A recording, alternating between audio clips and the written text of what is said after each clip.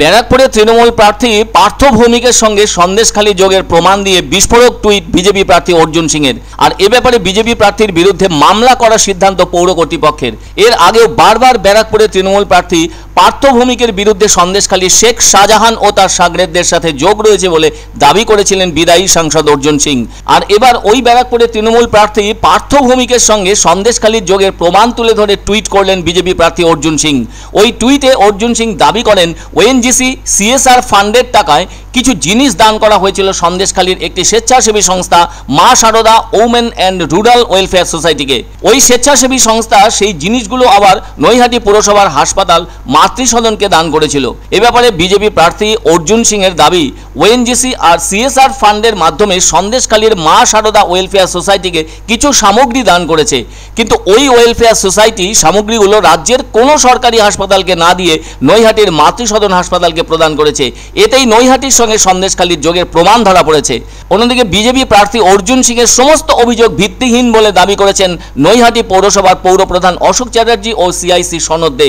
তারা এ ধরনের ভিত্তিহীন কুৎসা করার জন্য বিজেপি প্রার্থী অর্জুন সিং এর বিরুদ্ধে মানহানির মামলা করার কথা সংবাদ মাধ্যমকে জানিয়েছেন।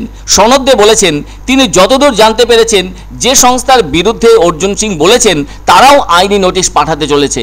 ওদিকে অর্জুন সিং এর দাবি সন্দেশখালীর বেতাজ বাদশাহ শেখ শাহজাহানের ঘনিষ্ঠ এক এনজিওর মাধ্যমে মাতৃসদনে একাধিক জিনিস এসেছে। আর তা নিয়ে বৃহস্পতিবারই এক্স হ্যান্ডেলে একটি পোস্ট করেছেন অর্জুন সিং। অর্জুন সিং এর অভিযোগ নৈহাটি সরকারি হাসপাতালে কোনো চিকিৎসা হয় না, মাতৃসদনে সেই সমস্ত ডাক্তারদের সেইভাবে ডেকে নিয়ে আসা হয়। প্রাইভেট নার্সিং হোম হিসেবে চলে মাতৃসদন বলে অভিযোগ অর্জুন সিং এর।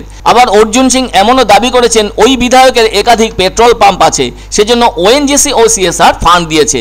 এই ফান্ড দিয়ে ডেভেলপমেন্ট করায় কোনো বাধা নেই, কিন্তু যেটি নিয়ম আছে তাতে কোনো ভালো এনজিওকে দিয়ে কাজ করাতে হবে। অর্জুন সিং এর আরও দাবি ওএনজিসির কোনো অফিসারের সঙ্গে যোগাযোগ করে সন্দেশখালীর একটা এনজিওকে টাকা পাইয়ে দেওয়া হয়, সেজন্য ওএনজিসির টাকা সন্দেশখালীর এনজিও ঘুরে এসেছে।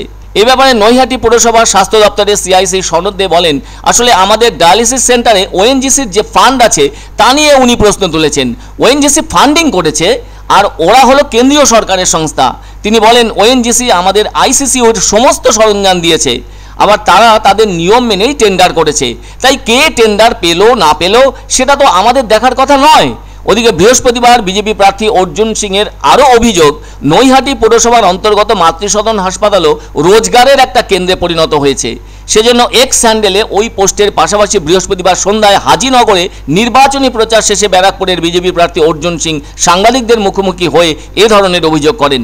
অন্যদিকে নৈহাটি পুরসভার স্বাস্থ্য দপ্তরের সিআইসি সনদ দে পুরপ্রধান অশোক চট্টোপাধ্যায়কে পাশে বসিয়ে সাংবাদিক সম্মেলন করে বলেন বিজেপি প্রার্থী যে দাবি করেছেন তা একদমই ঠিক নয়, তাই সনদবাবুর দাবি এত গরমে ওনার মাথা খারাপ হয়ে গিয়েছে, প্রয়োজন হলে এই মাতৃসদনেই তার চিকিৎসা করিয়ে নিতে পারেন উনি বলে জানান সনদ দে। ओएनजीसी इनके पास 500 पेट्रोल पंप है जो मैं पहले भी कहा था, फिर ओएनजीसी को ये दबाव डाल के सीएसआर फंड लिए, ठीक है, अपराध नहीं लिया जा सकता, लेकिन वो CSR fund Sandeshkhali women's welfare association के थ्रू এবং আমি যতদূর জানতে পেরেছি যে সংস্থার বিরুদ্ধে উনি বলেছেন সেই সংস্থাও আইনি নোটিশ ওনার বিরুদ্ধে আনছেন। আগামী আজকালকের মধ্যেই ওনার বিরুদ্ধে আইনি নোটিশ সেই সংস্থা আনছে।